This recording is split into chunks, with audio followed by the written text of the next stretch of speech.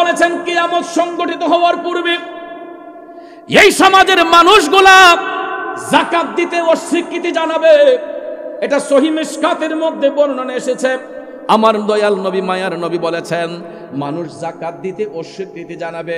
যাদের উপর যাকাত ফরজ করা হয়েছে ওই ব্যক্তিগুলা যাকাত দিবে না, যাকাতের সম্পদগুলা নিজেরা ভক্ষণ করবেন। আছে না নাই? কথা বলেন আছে না নাই? বন্ধুরে, আল্লাহর হাবিব সাল্লাল্লাহু আলাইহি ওয়াসাল্লাম বলেছেন যারা যাকাত দিতে অনীহা প্রকাশ করে, যাকাতের সম্পদ যারা নিজেরা ভক্ষণ করে, ওই সম্পদটা যখন তার পেটের মধ্যে যায় পুরাটা সম্পদ রক্ত মাংসগুলা সাপ বিচ্ছুতে পরিণত হয়ে যায়। তখন দেখবেন যাকাত দিতে অস্বীকৃতিকারী ব্যক্তিগুলা যারা হারাম সম্পদ গ্রহণ করে, সুদের ব্যবসা করে, ঘুষের ব্যবসা করে, আপনারা দেখবেন এদের পেট একটু উঁচা উঁচা থাকে, ঠিক না ঠিক? এরা যাকাতের সম্পদ লুণ্ঠন করত, এরা মানুষকে যাকাত দিত না। তাদের সম্পদ থাকার পরেও সম্পদ কমে যাবে এই কারণে এরা যাকাত দিত না। আল্লাহর হাবিব যখন মেরাজ শরীফে গিয়েছিলেন, জাহান্নাম দেখতে যখন রসুল গেলেন, আমার মদিনার কামলিওয়ালা নবী জাহান্নামে গিয়ে দেখতেছেন কিছু কিছু লোক দেখা যায় এদের পেটগুলা অনেক উঁচা উঁচা, পেটের চামড়াগুলা খুবই পাতলা, সাপ বিচ্ছুগুলা তাদের পেটে কিলকিল করতেছে। নাউজুবিল্লাহ বলেন। দিনার কামলিওয়ালা নবী মায়ার নবী দয়ার নবী জাহান্নাম দেখতে যখন প্রবেশ করলেন, আল্লাহর হাবিব জাহান্নামে দেখতে যাইয়া দেখতেছেন কিছু কিছু মানুষ দেখা যাচ্ছে এদের পেটগুলা অনেক উঁচা উঁচা, পেটের চামড়াগুলা খুবই পাতলা। আমার দয়াল নবী দেখতেছেন তাদের পেটের ভিতরে সাপ বিচ্ছুগুলা কিল কিল করতেছে। এই দৃশ্যটা দেখা মদিনার কামলিওয়ালা নবী দুইটা চোখের পানি ছেড়ে টপ টপ করে কান্না করতেছেন। আমার নবী ডাক দিয়া কই, ও জিব্রাইল, ও জিব্রাইল, এই হতভাগ্য লোকগুলা কারারে জিব্রাইল? এদের পেটের মধ্যে সাপ বিচ্ছুগুলা কিলকিল করতেছে, এরা কারা? জিব্রাইল আলাইহিস সালাম ডাক দিয়া কই, নবী গো, ওগো মায়ার নবী দয়ার নবী, এরা আপনার উম্মতের মধ্যে একদল লোক। দয়াল নবী গো, এরা দুনিয়ার জমিনে যাকাত দিত না, এরা সুদের ব্যবসা করত, ঘুষের ব্যবসা করত। ইয়া রাসূলুল্লাহ, এরা ইতিমের সম্পদ লুণ্ঠন করত, এরা যাকাতের সম্পদ গ্রহণ করত। এই জন্য এই সম্পদগুলা গ্রহণ করার কারণে এইগুলা তাদের পেটে যাইয়া সাপ বিচ্ছুতে পরিণত হয়েছে। ইয়া রাসূলুল্লাহ, নবী গো আপনি শুনুন নবী গো, এই সুদখোর ঘুষখোর যাকাত অস্বীকারী ব্যক্তিদের পেটের মধ্যে যেই সাপগুলা কামড়ায়, এই একটা সাপ যদি দুনিয়ার মধ্যে বের হইয়া একটা কালো শ্বাস মারে গো নবী, এই সাপের বিষে গোটা পৃথিবীটা অন্ধকার হইয়া যাইব। আল্লাহু আকবার। বাজির আমার, গাছের মধ্যে আম পেকে গেছে, গাছের মধ্যে জাম পেকে গেছে, কত সন্তান চোখের পানি ছাইরা কান্দে, আম গাছের তলে যায় আম গাছের দিকে তাকাইয়া কয়, আহ আজকে গাছের মধ্যে আম ধরছে, কিন্তু যেই বাবা নিজের হাতে আম গাছটা লাগাইলো, বাবাটা তো আছে অন্ধকার কবরে। জাম গাছের জামের দিকে তাকাইয়া সন্তান বাবার কথা স্মরণ কইরা কান্দে, আমার আব্বা নিজের হাতে জাম গাছটা লাগাইলো, গাছের জাগাত গাছ আছে, কিন্তু যেই ব্যক্তিটা গাছ লাগাইয়া গেল ওই বাবাটা তো দুনিয়াতে নাই, পড়ে আছে অন্ধকার কবরে। এ বন্ধুরা আমার, বাবাজিরা, এই জন্য কবি বলেছেন পৃথিবী যেমনি আছে তেমনিতেই থাকবে, আমরা এই দুনিয়াতে থাকবো না, আজ না হয় কাল, একদিন না একদিন দুনিয়া ছেড়ে চলে যেতে হবে। চলেই যেতে যাব, যাবার আগে নিজের ঈমান আমলটাকে শুদ্ধ করা দরকার আছে না নাই?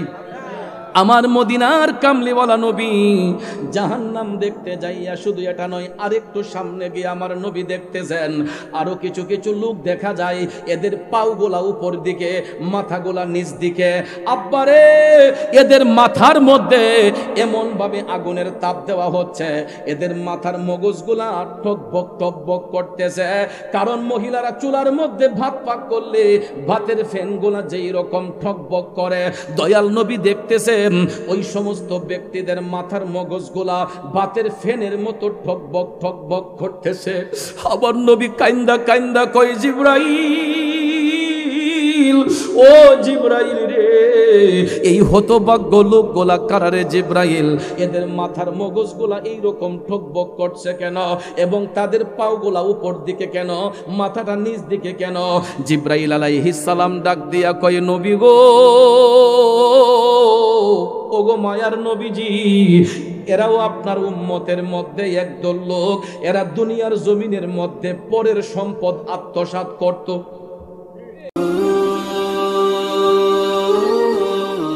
বাজিতপুর মিডিয়া, সুন্নিয়তের অহংকার।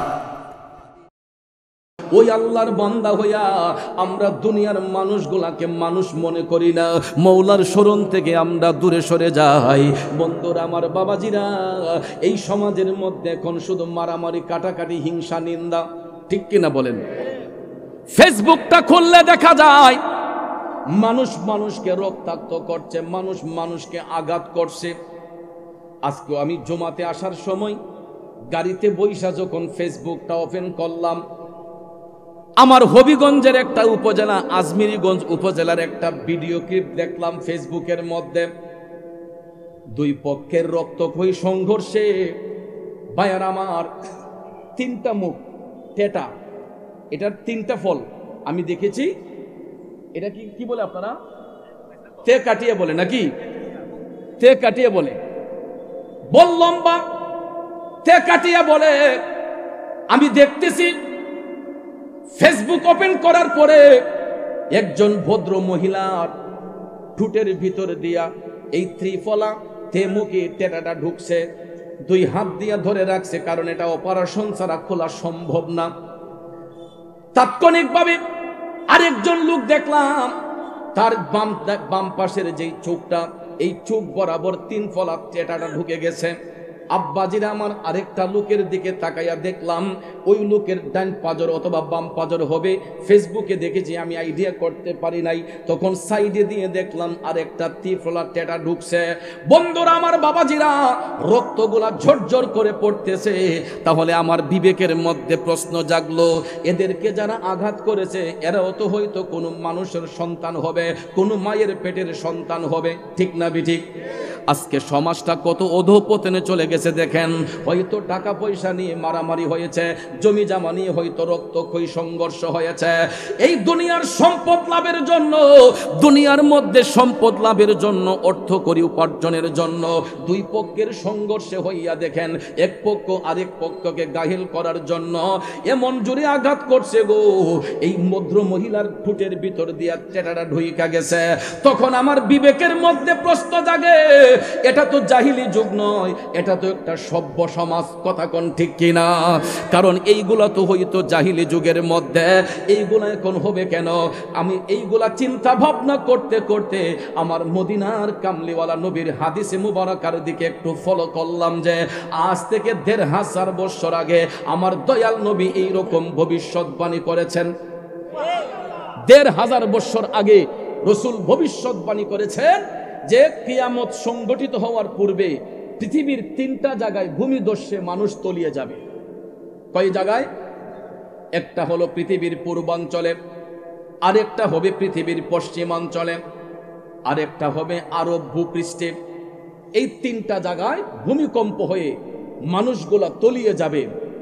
শুধু তাই নয়, মদিনার কামলিওয়ালা নবী, মায়ার নবী বলেছেন, কিয়ামত সংগঠিত হওয়ার পূর্বে মানুষের মধ্যে এমন কিছু বিরাজ করবে, মানুষের অন্তর থেকে মায়া মমতা উঠে যাবে। কি উঠে যাবে? মানুষ মানুষকে রক্তাক্ত করবে। এটা আমার কথা নয়, সহিহ মুসলিম শরীফের মধ্যে মদিনার কামলিওয়ালা নবী বলেছেন, মানুষের মধ্যে অজ্ঞতা বৃদ্ধি পাবে। এরা পড়াশোনা করবে, জ্ঞান অর্জন করবে, কিন্তু তাদের আচরণ হবে মূর্খদের মতো, জাহিলিদের মতো। তাদের আচরণ হবে সেই জাহিলি যুগের মানুষের মতো। শিক্ষা অর্জন করেও এরা অশিক্ষিতদের মতো কাজ করবে। বর্তমান সিচুয়েশনে এমন পরিস্থিতি অনেক জায়গায় হয় কি হয় না? আরো জোরে বলেন, হয় কি হয় না? এবং আমার নবী বলেছেন অজ্ঞতা বেড়ে যাবে। শুধু তাই নয়, দয়াল নবী বলেছেন কিয়ামত সংগঠিত হওয়ার পূর্বে মানুষের মধ্যে মায়া মমতা উঠে যাবে। শুধু তাই নয়, আমার দয়াল নবী আরো বলেছেন কিয়ামত সংগঠিত হওয়ার আগে মানুষের মধ্যে সঙ্গম, অবৈধ সঙ্গম বৃদ্ধি বেশি পাবে। অবৈধ সঙ্গম, যেটা রাসূল বলেছেন রাস্তাঘাটে গরু ছাগল যেরকম ওপেন মেলামেশা করে, রাস্তাঘাটে গরু ছাগল যেমন ওপেন মেলামেশা করে, রাসূল বলেছেন ফিতনার জামানায় এমন একটা জামানা আসবে যেই জামানার মধ্যে মানুষের চোখের মধ্যে শরম লজ্জা বলতে কিছু থাকবে না। এরা খোলা আকাশের নিচে অবৈধ সঙ্গমে লিপ্ত হবে। কথা কোন, এই সিচুয়েশন আছে না নাই? রাগ করতেছেন, কষ্ট পাচ্ছেন? আপনি লক্ষ্য করে দেখবেন বিভিন্ন পার্কের মধ্যে, বিভিন্ন রিসোর্টের মধ্যে, বিভিন্ন সমুদ্র সৈকতে যান, লক্ষ্য করে দেখবেন মানুষের চোখের মধ্যে এখন পর্দা নাই। ওপেনলি খোলা আকাশের নিচে গরু ছাগল যেই রকম মেলামেশা করে, ভাইয়ার আমার, বন্ধুরা আমার, শরীয়তের কোনো ঢাকনা নাই, চতুর্দিকে কোনো দেয়াল নাই।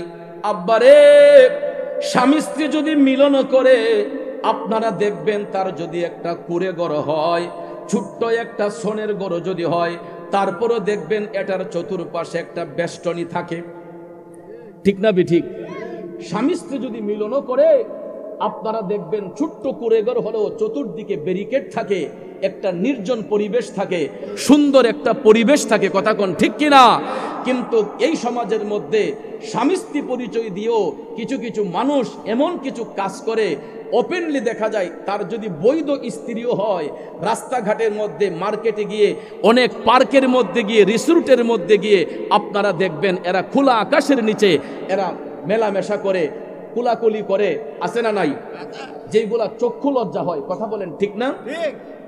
এই জন্য ১৫০০ বছর আগে মদিনার কামলিওয়ালা নবী, মায়ার নবী বলেছেন রাস্তাঘাটে গরু ছাগল যেই রকম সঙ্গম করবে রে, এমন একটা জামান আসবে মানুষ গরু ছাগলের নিয়ে রাস্তাঘাটে ওপেনলি এরা মেলামেশা করবে। আব্বাজির আমার, বন্ধুরা আমার, আমি নিজের চোখে না দেখে কোনো মন্তব্য করি না, কারণ না যাই না কোনো সম্পর্কে মন্তব্য করা এটা গীবতের পর্যায়ে চলে যায়। আমার নিজ চোখে আমি দেখেছি, গত রবিউল আউয়াল মাসে আমার একটা গজল রিলিজ হয়েছে। ওই গজলটা রেকর্ড করার জন্য আমি চট্টগ্রাম সি বিচে গিয়েছিলাম, পতেঙ্গা সমুদ্র সৈকতে। পতেঙ্গা সমুদ্র সৈকতে যাবার পরে আমি গজল রেকর্ড করার জন্য আমি ভাবলাম যে আমি স্পট থেকে একটু আলাদা যাই, যেখানে মানুষ থাকে না। আমি মেইন জায়গাটা থেকে যেখানে দর্শনার্থীরা যায় সেখান থেকে সাইডে চলে গেলাম। বিশ্বাস করেন, খোদার কসম, আমি নিজের চোখে দেখেছি পাথরের চিপার মধ্যে খোলা আকাশের নিচে এক একটা ছেলের কোলে এক একটা মেয়ে বসে আছে। আরো জোরে বলবেন না নাউজুবিল্লাহ? আমার বিবেকে প্রশ্ন জাগলো, এরাও তো কোনো মায়ের সন্তান, এদের মা বাবা এদেরকে কি শিক্ষা দিল? ওপেনলি খোলা আকাশের নিচে, কোনো চতুর্দিকে দেয়াল নাই, পাথরের চিপায় বসে এরা সঙ্গম করতেছে। সাথে সাথে মনে পড়ে গেল আমার রাসূল তো ১৫০০ বছর আগেই এরকম ভবিষ্যৎবাণী করেছেন। ঠিক না ঠিক? শুধু তাই নয় আমার ভাইয়েরা, রাসূল বলেছেন কিয়ামত সংগঠিত হওয়ার পূর্বে এই সমাজের মানুষগুলা যাকাত দিতে অস্বীকৃতি জানাবে। এটা সহিহ মিশকাতের মধ্যে বর্ণনা এসেছে। আমার দয়াল নবী, মায়ার নবী বলেছেন মানুষ যাকাত দিতে অস্বীকৃতি জানাবে।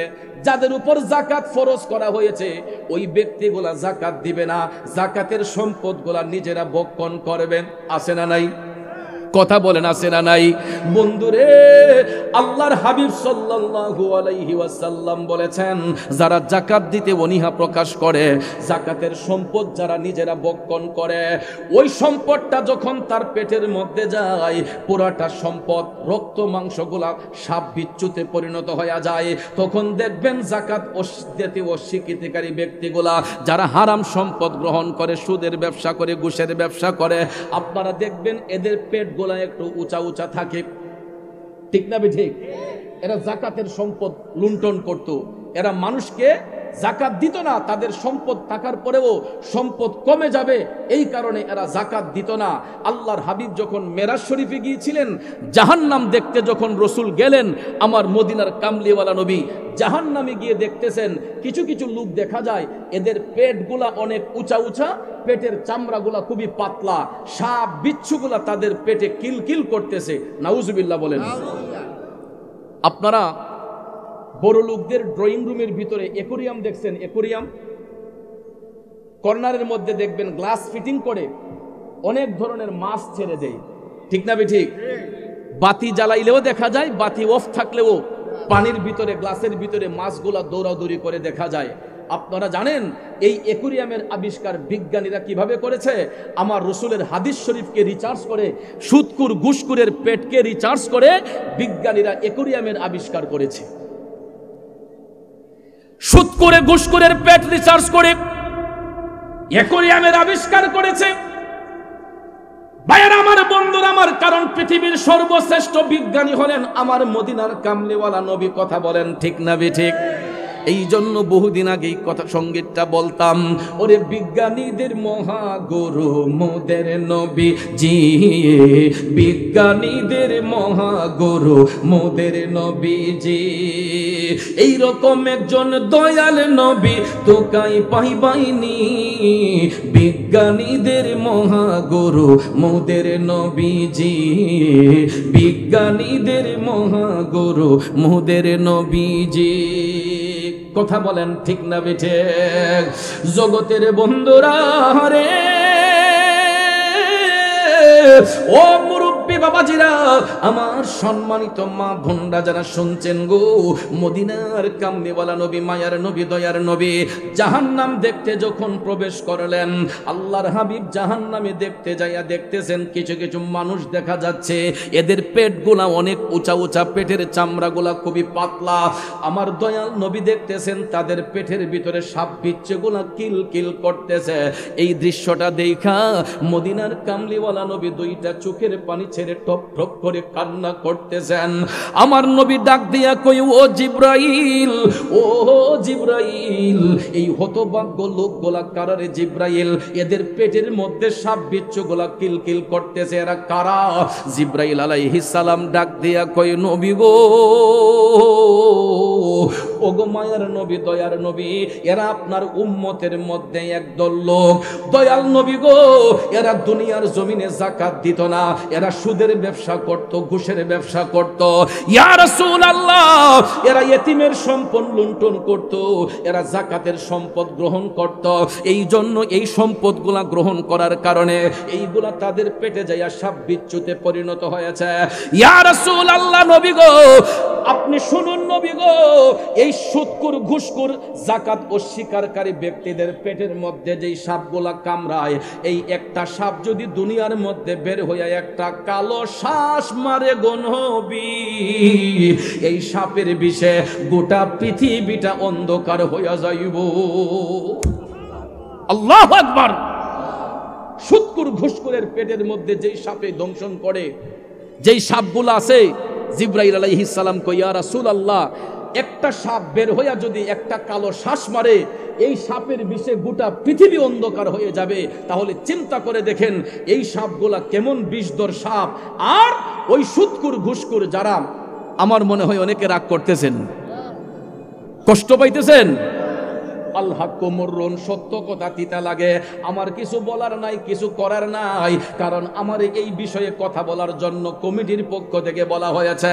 অনেকের হয়তো চুলকানি হইতে পারে, চৌধুরী সাহেব কি আর কোনো বিষয় পাইল না, এই সুদ ঘুষ নিয়ে আলোচনা করতেছে কেন? কারণ বর্তমানে তো এই দেশের মধ্যে সুদ ঘুষের ব্যবসাটা একটু রমরমা ব্যবসা। কথা কোন ঠিক কিনা? এ নবীর প্রেমিকেরা, আপনারা লক্ষ্য করে দেখবেন, সুদ যারা খায়, ঘুষ যারা খায়, যারা যাকাত দিতে চায় না, এদের টাকাটা কেমনে আমার আল্লাহ ছিনাইয়া নেই। দেখেন অনেক সময় দেখা যায় কলিজার নিচ দিয়া হালকা হালকা করে চিনচিনাইয়া ব্যথা করে, ঠিক নিও। ডাক্তারের কাছে গিয়া গ্যাস্ট্রিকের বড়ি আনে, কয় হাই পাওয়ারের বড়ি দেও, কয় 20 পাওয়ারে কাম হয় না, 40 পাওয়ার দেও। গ্যাস্ট্রিকের বড়ি খায়, ব্যথা নির্মূলের জন্য। কথা বলেন। তারপরও দেখা যায় কোনো কাজ হয় না, কয় খাবার খাইলে এটা উপরে উঠতে। কথা বলেন। অনেকে কয় ও তোমার যে গুমসুম হয় না লেগে মনে হয় সারাদিন ব্যবসা বাণিজ্য করো, এর লেগে আমার খাবারটা মানে উপরে উঠতে জায়গা কো না, ও ভালো ডাক্তার দেখাই তুইব।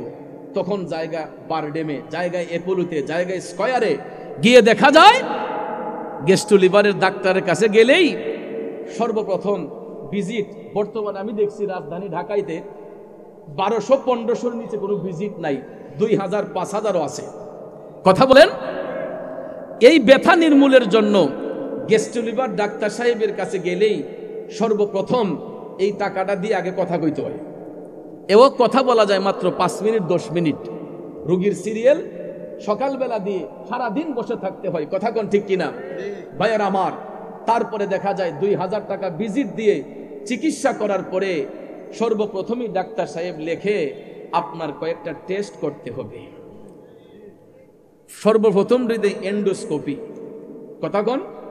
গেস্ট লিভারের ডাক্তারের কাছে গেলে এন্ডোস্কোপি, তারপরে আরেকটা দেয় ফাইব্রোস্ক্যান, ফাইব্রোস্ক্যান দেওয়ার পরে আরেকটা দেয় আলট্রা, এরপরে আবার বলে আপনি একটা এই করেন, ব্লাডটা একটু টেস্ট করেন, আপনার কোলেস্টেরল আছে কিনা একটু টেস্ট করতে হবে। ঠিক না ঠিক?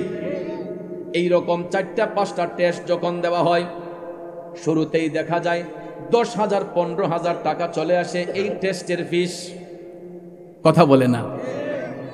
এক গরিবের টাকা মাইরা খাইলে, ইতিম মিসকিনের টাকা মেরে খাইলে টাকাগুলা কেমনে যায় দেখুন।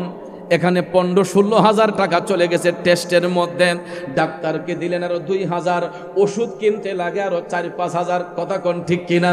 মোটামুটি একটা টাকা চলে গেছে। আপনারা বলেন যদি 1000টা টেস্টও যদি করা হয়, কোন ডাক্তার সাহেবের বাবা কি রোগী বাঁচাইতে পারবে? ডাক্তার সাহেব কেন, ডাক্তার সাহেবের 14 গোষ্ঠীও তো রোগী বাঁচাইতে পারবে না। বাঁচাইবে কে? আরো জোরে কোন কে? হাই পাওয়ারের ওষুধগুলা খাওয়ার পরেও দেখা যায় গো, হঠাৎ করে দেখা যায় ব্যথার পরিমাণটা আরো বাড়ছে। ডাক্তার সাহেবের কাছে যাবার পরে কয় আপনি একটা কাজ করেন, ভারতে যান, চেন্নাই একটা চিকিৎসা করেন, চেন্নাই গিয়ে আপনার বডিটার একটু চেক আপ করেন। চেক আপ করার পরেই দেখা যায় ডাক্তার সাহেব বলতেছে আপনার লিভারে ক্যান্সার হয়ে গেছে। কথা বলেন। আপনার আলসার হইয়া আপনার পিত্তথলিতে ঘাও হয়ে গেছে, আপনার লিভারের মধ্যে পয়জন দেখা দিয়েছে। কথা কোন ঠিক না ঠিক? কয় বাড়িতে যাইয়া কিছু আল্লাহ রসুলের ডাকেন, দোয়া কালাম পড়েন, আল্লাহ যদি চায় আপনারে বাঁচাইতে পারে। কথা কোন ঠিক কিনা? এরপরে দেখবেন আইসা মসজিদের ইমাম সাহেবের দাওয়াত দিয়া, হুজুর 500 টাকা হাদিয়া দিয়া, হুজুর একটু দোয়া করেন, শরীরটা ভালো না। এরপরে যখন নাহের আগা দমাই পড়ে, এরপরে হুজুর জীবনে তো বহু অন্যায় করছি, আমার একটু তওবা করে যান। কথা বলেন। এখন কেন, এখন তওবা করবেন কেন? তওবা করার সময় লাগবে কেন? মুমিন ব্যক্তি যারা হয় এরা 24 আওয়ার্স আল্লাহর দরবারে তওবা করবে। এরা হারাম থেকে বেঁচে থাকবে, হারাম থেকে বাঁচার জন্য কন্টিনিউ আল্লাহর দরবারে তওবা করবে। কথা বলেন ঠিক কিনা? আমার কথা যদি বিশ্বাস না হয় আপনারা লক্ষ্য করে দেখবেন, এই রকম বড় বড় সুদখোর ঘুষখোর যারা যাকাত দেয় না, যারা যাকাতের টাকা লুণ্ঠন করে, যারা এতিমদেরকে কষ্ট দেয়, এদের জীবনটা কেমনে যায় আপনারা একটু ফলো করে দেখবেন। এই জন্য আমার বাবাজিরা পায়ে হাত ধরে বলবো, 3 বেলা খাওয়ার কোনো দরকার নাই, প্রয়োজন হলে আমরা 1 বেলা খাইবো, তারপরে যেন আমাদের খাবারটা হালাল হয়। হালাল রিজিক যদি গ্রহণ করেন আপনি দেখবেন শুটকির ভর্তা দিয়া যদি ভাত খান, তারপরে দেখবেন একটা তৃপ্তি হবে। কথা কোন ঠিক কিনা? আমি অনেক বড় লোকের বাড়িতে খাবার দাবার খেয়েছি, আল্লাহ খাওয়াইছে, রিজিক রাখছে, খাইছি, কিন্তু অনেক গরিবের বাড়িতেও দাওয়াত খাইছি। বাবাজি আপনি একটা রিক্সাওয়ালার ঘরে দাওয়াত খাইয়া দেখবেন, একটা দিনমজুর ব্যক্তির ঘরে দাওয়াত খেয়ে দেখবেন এই ঘরের খাবারের মধ্যে কি পরিমাণ মজা। আবার বড় লোকদের ঘরের মধ্যে 10টা-15টা আইটেম দিয়ে খাইয়া দেখবেন, যারা হারাম খায় এদের ঘরে খাইয়েন, দেখেন এই খাবারের টেস্টটা কেমন। আর একটা গরিব লোকের ঘরে, রিক্সা চালক দিনমজুরের ঘরে খাইয়া দেখবেন ওই খাবারের টেস্টটা কেমন। বন্ধুরা আমার বলতে পারেন হুজুর গরিব ব্যক্তিরা তো অনেক দিন পরে একটু রান্না করে, বড় লোকরা প্রতিদিন রান্না করে, এই জন্য হয়তো কোনো মজা হয় না। আসলে কথা সেটা নয়, কারণ দিন মজুর যারা, এরা মাথার ঘাম পায়ে ফেলে অক্লান্ত পরিশ্রম করে, ঘাম জড়াইয়া ইনকাম করে। এরা কারো পকেট মাইরা টাকা আনে না। একজন রিক্সা চালক কারো পকেটের হাত থেকে টাকা আনে না। ওই রিক্সা চালক ভাই সারাটা দিন রিক্সা চালাইয়া মাথার ঘরের মধ্যে ভেজাল নাই, এটা হারাম টাকার খাবার নয়। কথা কোন ঠিক না ঠিক? এই টাকাটা হালাল টাকা আসছে। এই জন্য ভাইয়ারা আমার, বন্ধুরা আমার, দেখবেন যারা দিন মজুর রিক্সা চালক, এদের ঘরে প্রতিনিয়ত খাবার আসে, বড় লোকদের ঘরের মধ্যে খাবার আসে। কিন্তু বড় লোকদের ঘরে সম্পদ যত বেশি হয়, টেনশন তত বেশি হয়। আর যাদের হিসাব সম্পদ কম হয়, তাদের টেনশনটা দেখবেন কম হয়। কথা কোন ঠিক না ঠিক? এই জন্য আমার ভাইয়েরা, আল্লাহ রাব্বুল আলামিন সূরা আল ইমরানের মধ্যে বলেছেন, কুলিল্লাহুম্মা মালিকাল মুলকি তুতিল মুলকা মান তাশা ওয়া তানজিউল মুলকা মিম্মান তাশা। আল্লাহ কয়, হাবিব, ও বন্ধু গো, আপনি জগৎবাসীরে জানাইয়া দেন, সমস্ত রাজ্যের মালিক একমাত্র আমি আল্লাহ। আমি যদি চাই কাউকে রাজ্য দিতে পারি, আমি আল্লাহ চাইলে রাজত্ব কেড়ে নিতে পারি। আল্লাহ কয়, হাবিব আপনি বলে দেন, ওয়া তুইজ্জু মান তাশা ওয়া তুযিল্লু মান তাশা বিয়াদিকাল খায়র। হাবিব আপনি বলে দেন, আমি আল্লাহ চাইলে কাউকে সম্মানিত করতে পারি, আমি আল্লাহ চাইলে কারো কাছ থেকে সম্মান কাইরা নিতে পারি। ক্ষমতা কার? জোরে বলেন কার? এই জন্য কবি বলেন, এই পৃথিবী যেমন আছে তেমনি ঠিকই রবে, সুন্দর ওই পৃথিবী ছেড়ে একদিন চলে যেতে হবে রে মন, চলে যেতে হবে। কথা বলেন ঠিক কিনা? একটু দুরূদ শরীফ পড়ুন, আল্লাহুম্মা সাল্লি। হুজুর একটু সামনে আগায় আসতে বলেন। ভাইয়েরা আমার, একটু কষ্ট করে সামনে আগায় যান। আল্লাহুম্মা সাল্লি আলা সাইয়্যিদিনা মুহাম্মাদ নাবি শাফি মাওলানা মুহাম্মাদ নাবি। একটু সামনে আগান মেহেরবানি করে, আমরা সবাই মিলে বসবো। ওলানা মুহাম্মাদ দিন থাকিতে করো মনে রে, পরো কালের ভাবনা। দিন থাকিতে করো মন রে, পরো কালের ভাবনা। বাইরে খালি হাতে যাবে চলে, সঙ্গে কিছুই যাবে না। খালি হাতে যাবে চলে, সঙ্গে কিছুই যাবে না। আল্লাহুম্মা সাল্লি আলা। মাশাআল্লাহ। এই যে কিছু জায়গা খালি আছে, এখানে চলে আসেন। নাবিয়ানা মাওলানা মুহাম্মদ নাবি শাফি মুহাম্মদ। বাবাজিরা আমার, বন্ধুরা আমার, খারাপ লাগতেছে।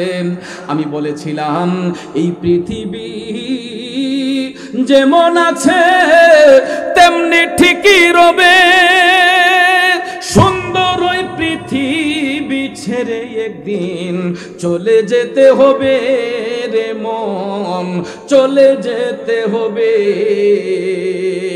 ঠিক কিনা বলুন? আরো জোরে কোন ঠিক কিনা? আব্বাজিরা আমার, গাছের মধ্যে আম পেকে গেছে, গাছের মধ্যে জাম পেকে গেছে। কত সন্তান চোখের পানি ছাইরা কান্দে, আম গাছের তলে যায়, আম গাছের দিকে তাকাইয়া কয়, আহ আজকে গাছের মধ্যে আম ধরছে, কিন্তু যেই বাবা নিজের হাতে আম গাছটা লাগাইলো, বাবাটা তো আছে অন্ধকার কবরে। জাম গাছের জামের দিকে তাকাইয়া সন্তান বাবার কথা স্মরণ কইরা কান্দে, আমার আব্বা নিজের হাতে জাম গাছটা লাগাইলো, গাছের জাগাত গাছ আছে, কিন্তু যেই ব্যক্তিটা গাছ লাগাইয়া গেল, ওই বাবাটা তো দুনিয়াতে নাই, পড়ে আছে অন্ধকার কবরে। এ বন্ধুরা আমার, বাবাজিরা, এই জন্য কবি বলেছেন পৃথিবী যেমনি আছে তেমনিতেই থাকবে, আমরা এই দুনিয়াতে থাকবো না। আজ না হয় কাল, একদিন না একদিন দুনিয়া ছেড়ে চলে যেতে হবে। তে চলেই যেতে যাব, যাবার আগে নিজের ঈমান আমলটাকে শুদ্ধ করা দরকার আছে না নাই? আমার মদিনার কামলিওয়ালা নবী জাহান্নাম দেখতে যাইয়া শুধু এটা নয়, আরেকটু সামনে গিয়ে আমার নবী দেখতেছেন আরো কিছু কিছু লোক দেখা যায়, এদের পাওগুলা উপর দিকে, মাথাগুলা নিচ দিকে। আব্বারে, এদের মাথার মধ্যে এমন ভাবে আগুনের তাপ দেওয়া হচ্ছে, এদের মাথার মগজগুলা টকবক টকবক করতেছে। কারণ মহিলারা চুলার মধ্যে ভাত পাক করলে ভাতের ফ্যানগুলা যেই রকম ঠকবক করে, দয়াল নবী দেখতেছে ওই সমস্ত ব্যক্তিদের মাথার মগজগুলা ভাতের ফেনের মতো ঠকবক ঠকবক করতেছে। আবার নবী কাইন্দা কাইন্দা কয়, জিবরাইল, ও জিবরাইল রে, এই হতভাগ্য লোকগুলা কারারে জিবরাইল, এদের মাথার মগজগুলা এইরকম ঠকবক করছে কেন, এবং তাদের পাওগুলা উপর দিকে কেন, মাথাটা নিচ দিকে কেন? জিবরাইল আলাইহিস সালাম ডাক দিয়া কয়, নবী গো, ওগো মায়ার নবীজি, এরাও আপনার উম্মতের মধ্যে একদল লোক, এরা দুনিয়ার জমিনের মধ্যে পরের সম্পদ আত্মসাৎ করত। ঠিক না বেঠিক? নিরীহ মানুষ, জাগার দলিল আছে, সাফ কাউলা আছে, এরপরও দেখা যায় ভদ্রলোক জাগার মাঝে গিয়া খার হইতে পারে না। আলগা থেকে কিছু মানুষ আইসা কয়, এখান থেকে সর বেটা, কয় আমার জায়গা, আমার দলিল, সাফ কাউলা আমার নামে, আমার জায়গাতে আমি বসত করতে পারবো না। কয় না, এটা আমার দখলে, এটা অমুকের দখলে। ঠিক না বেঠিক? আসেনি এমন? জন্মিলে মরিতে হবে, ওরে এ ভব রঙ্গ হবে যে ভঙ্গ ছবি, সাদেরই অঙ্গ তোমার মাটিতে মিলাবে, জন্মিলে মরিতে হবে। ঠিক কিনা বাজান? কার জায়গা নিয়ে আপনি বাহাদুরি করতেছেন? কার জমিনের মধ্যে গিয়ে আপনি হাত বাড়াচ্ছেন? ভদ্রলোকের সাফকাউলা আছে, জাগার দলিল আছে, RSBS সবকিছু ঠিক আছে, তারপরও দেখা যায় নিরীহ মানুষ হওয়ার কারণে ওই ব্যক্তির প্রতি কিছু মানুষ জুলুম কইরা তাকে বিটাছাড়া করতেছে। আছে না নাই? এদের শাস্তি আমার নবী জাহান্নামে দেখেছেন। তাদের পাওগুলা উপর দিকে থাকবে, মাথাটা নিচ দিকে থাকবে, এদের মাথার মধ্যে অগ্নির তাপ দিবে, বাতের ফ্যানগুলা যেই রকম ঠকবক করে, ওই জাহান্নামী ব্যক্তিদের মাথার মগজটা ভাতের ফ্যানের মতো ঠকবক করবে। কারণ হলো এরা দুনিয়ার জমিনে পরের সম্পদ আত্মসাৎ করত, মানুষের প্রতি জোর জবরদস্তি করত, রাহাজানি করত, খুন খারাপি করত। আসেনি বাবা? আপনারা একটাবার লক্ষ্য করে দেখেন, এই পৃথিবীর মধ্যে যত ক্ষমতাধর ব্যক্তি ছিল, যত বড় বড় রাজা বাদশাহ ছিল, আজকে কি তাদের রাজত্ব আছে? সবকিছু ধ্বংস হয়ে গেছে কার হুকুমে? জোরে কোন, কার হুকুমে? তাহলে বাঙালি এটা বুঝে না কেন? মানুষ বুঝে না কেন? আমি যত কিছু করি না কেন, আমার তো এই দুনিয়াটা চিরস্থায়ী নয়। ব্যাংকের মধ্যে কোটি কোটি টাকা কার জন্য? ছেলে মেয়ের জন্য। কার জন্য? ছেলে মেয়ের জন্য। আরে পাগল, তুমি ছেলে মেয়ের দিকে নজর করতেছো, তোমার ছেলে মেয়েকে কোটি টাকার পাহাড় বানিয়ে দেওয়ার জন্য উপচে পড়ে লেগে আসো। কিন্তু আজকে যদি ভদ্রলোক মারা যায়, গায়ের পোশাকটা তো বেশি সময় থাকবে না, হয়তো 3 ঘন্টা 4 ঘন্টা এই পোশাকটা গায়ে থাকবে মৃতদেহের মধ্যে। তারপরেই তো সবাই আইসা এই গায়ের পোশাকটা টান দিয়া খইলা বড়ই পাতার গরম জল দিয়ে গোসল দিয়ে ওই ব্যক্তিটাকে 3 টুকরা সাদা মার্কিন কাপড় দিয়ে পেঁচাইয়া দিবে। নাকি মিথ্যা বললাম? 3 টুকরা মার্কিন কাপড় দিয়ে পেঁচাইয়া দেখবেন আমরা একটা গাড়িতে উঠাই। এই গাড়িটা থাকে কোথায় জানেন? মসজিদের কোণার মাঝে। কোথায়? মসজিদের কোণার মধ্যে গাড়িটা থাকে। এটা কোনো প্রাডো মার্সিডিজ নয়, এটা কোনো ল্যান্ড ক্রুজার নয়, এটা কোনো দামি ব্র্যান্ডের গাড়ি নয়। ভাইয়ার আমার, এই গাড়িটা ধনী গরিব, রাজা বাদশাহ, মন্ত্রী মিনিস্টার সবার জন্য ওয়েট করে একটা জায়গায় মসজিদের কোণায়। ডেড বডি হয়ে যাবার পরে 3 টুকরা সাদা মার্কিন কাপড় দিয়ে পেছাইয়া দেখবেন স্বজনরা কয়, কিরে অমুক, তোরা 2টা ভাই, তোরা 3টা ভাই, তোর বাপের লাশটা তোরা টান দিল। ঠিক নিও? ছেলে বাবার লাশটা কান্দে লইছে, কবরের দিকে যাইতেছে, হাঁটতেছে আর কাঁদতেছে বাবার জন্য। আব্বা নাই, ও আব্বা নাই। আব্বার কথা স্মরণ কইরা কাঁদতেছে, কাঁদতে কাঁদতে গেছে শেষ স্টেশনে, এই কবরস্থানের মধ্যে। কথা কোন ঠিক কিনা? গাড়ি তো এক জায়গায় পার্কিং করতে হয়, ওই গাড়ির পার্কিংটা হবে কবরস্থানের পার্শ্বে। ভাইয়ার আমার, কবরস্থানের পার্শ্বে নিয়েই এই 4 পায়া খাটিয়াটা, এই গাড়িটা দেখবেন স্টপ করে, তখন কয় মুখ তোরা 3টা ভাই জনমের বিদায় বাপরে দিবে, তোরা সাহস করে 3 ভাই কবরে নাম, তোর বাপরে নিজের হাতে শোয়াইয়া দে। ঠিক নি আব্বা? তারপরে দেখবেন 3 ভাই নামে কবরে। নাইমা যখন বাবারে কবরের মধ্যে শোয়ায়, সবার মুখ দিয়ে আসে বিসমিল্লাহি ওয়া আলা মিল্লাতি রাসূলিল্লাহ। কথা কোন ঠিক কিনা? তখন তো সন্তান কয় না যে আমি আমার আব্বার লগে কবরে তাহাম, মাইজম ছেলে বলে না আব্বার লগে আমি কবরে শুয়ে তাহাম, শুধু ছেলে বলে না যে আমি শুয়ে তাহাম, একটা দিন পরে আমি আমু তোমাদের কাছে। এই কথা কি কোনো সন্তান বলছে কোনোদিন? বলতে পারবে কোনোদিন? আব্বাজির আমার, তাহলে দেখেন এই 3টা সন্তান কবরে বাবারে নামায়া, তারপরে আপনারা দেখবেন বাঁশের চড়াট গোলা একটা একটা করে এই গ্যাপটা বন্ধ করার জন্য দেওয়া হয়। কথা কোন ঠিক না? যখন বাবার বুক পরিমাণ জায়গায় চলে আসে, তখন একজনকে বলা হয় তুমি উঠে যাও। এরপরে দেখবেন 2 জনে আবার বাঁশ দিয়া, রাস্তাটা যখন আস্তে আস্তে সংকীর্ণ হতে থাকে, তখন কয় আরেকজন উঠে যাও। শেষ পর্যায়ে একটা সন্তান যখন কবরে থাকে, বাঁশগুলা যখন দিতে দিতে পায়ের কাছে চলে যায়, তখন দেখা যায় আরো 2 জনে টান দিয়া তারও উঠাইয়া নিছে। কথা বলেন। এরপরে দেখবেন আপনারা বাঁশগুলা দিয়ে সুন্দর করে ছিদ্রগুলা বন্ধ করে, মাটির কণা ভিতরে প্রবেশ না করার জন্য এটার উপরে আবার চাটাই দেয়।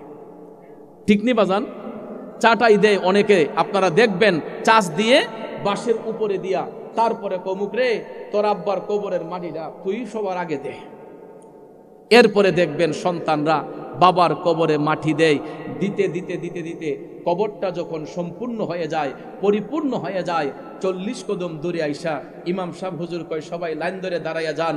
তারপরে দেখবেন ইস্তেগফার করে, ফাতিহা পড়ে, মিলাদ শরীফ পড়ে, একটু মুনাজাত করে যার যার মতো করে স্বজনরা চলে যায়। আর সন্তানগুলা ঘরের মধ্যে গিয়া কান্না শুরু করে, আব্বারে থামাই আইলাম, আব্বারে দিয়ে আইলাম। এই কান্নাটা কয়দিন থাকে? 1 দিন, 2 দিন, 3 দিন, 4 দিন পরে চোখের পানি বন্ধ হয়ে যায়। কথা বলেন। 4 দিন পরে চোখের পানি বন্ধ হয়ে যায়। যার যার মতো করে কেউ চলে যায় বিদেশে, কেউ চলে যায় রাজধানী ঢাকায়, কেউ চট্টগ্রাম, কেউ কুমিল্লায়। তারপরে দেখা যায় বৎসরে 1 দিন বাবার জিয়ারত, কবর জিয়ারত করা সম্ভব হলে হয়, না হলে অনেকে করে না। অনেকে দেখবেন বাবার কবর জিয়ারত করার জন্য আরেকজন ভাড়াটিয়া করে ইমাম সাহেব নিয়ে যায়, আইন আব্বার কবরে একটু দোয়া করতাম লইয়া। কথা কোন ঠিক না? ঠিক। বন্ধুরা আমার, বাবাজিরা আমার, এরকম ভাবে সবাই ভুলে যায়। আপনারা বলুন, ওই কবরের মধ্যে কেউ কি কারো আপন হয়? একমাত্র আমার নবী ছাড়া, একমাত্র নবী ছাড়া কবরের মধ্যে কেউ আপন হয় না। তাহলে আব্বা, আমি যেই সন্তানের জন্য এত পেরেশানি করতেছি, এত আরশি করতেছি, আমার সন্তানটা তো মারা যাবার পরে আমার আপন নয়। যেই স্ত্রীকে নিয়ে সংসার করতেছি, মারা যাবার পরে স্ত্রী তো আমার আপন নয়, আমার কোনো বন্ধু বান্ধব আমার আপন নয়। যিনি আমার আপন হবেন তিনি হলেন রাহমাতাল লিল আলামিন, রাহমাতাল লিল আলামিন। এই জন্য আসে কই প্রেমিক কই, নবী নবী কইরা আমার মরণ যেন হয় গো, নবী নবী কইরা আমার মরণ যেন হয়।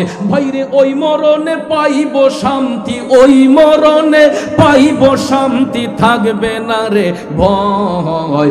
নবী নবী কইরা আমার মরণ যেন হয় গো, নবী নবী কইরা আমার মরণ যেন হয়। আমার নবীর নাম নিয়ে মরতে চাই কি চাই না? কারা কারা চাই 2টা হাত তুলে দেখাই। নারে তাকবীর, ইয়া রাসূলুল্লাহ, জিন্দাবাদ জিন্দাবাদ।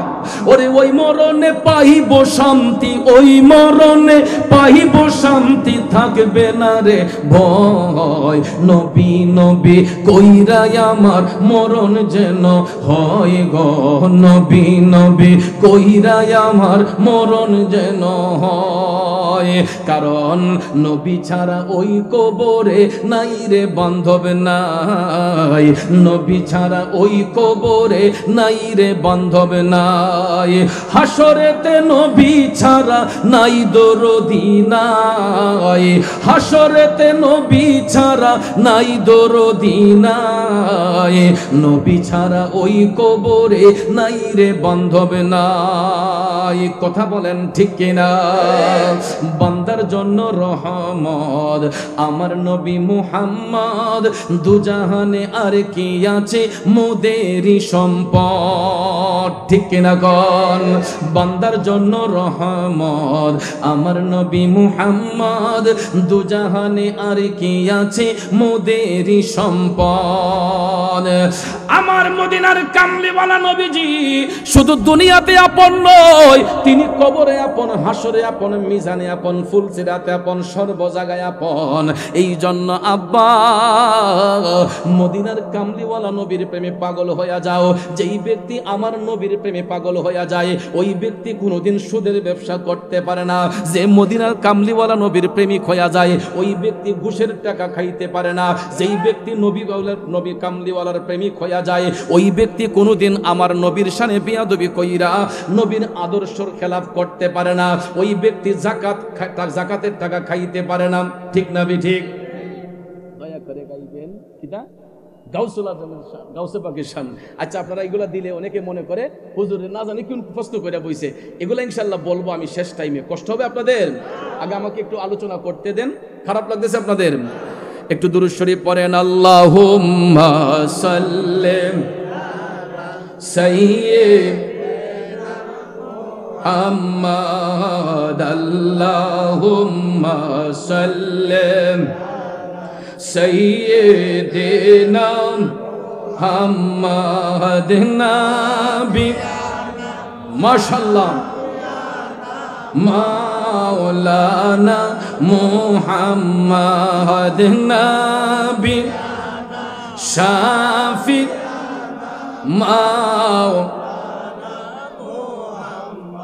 আমার বাবাজিরা বন্ধুরা, আমরা নবীর পক্ষে থাকতে চাই কি চাই না? জোরে কোন থাকতে চাই কি চাই না? বন্ধুরা আমার, ইসলাম কায়েম হওয়ার পর থেকে আপনারা দেখবেন নবীর পক্ষে লোক থাকে কম, বাতিলের পক্ষে লোক থাকে বেশি। কিন্তু জয় কি মদিনার কামলিওয়ালা নবীর সৈনিকদের হয় নাকি বাতিলদের হয়? ইসলামের যতটা যুদ্ধ হয়েছে, আপনি বদরের যুদ্ধের দিকে তাকান। বদরের যুদ্ধে নবীর পক্ষে ছিলেন মাত্র 313 জন সাহাবী, আর কাফেরের সংখ্যা ছিল 1500-এরও বেশি, ঠিক নেই?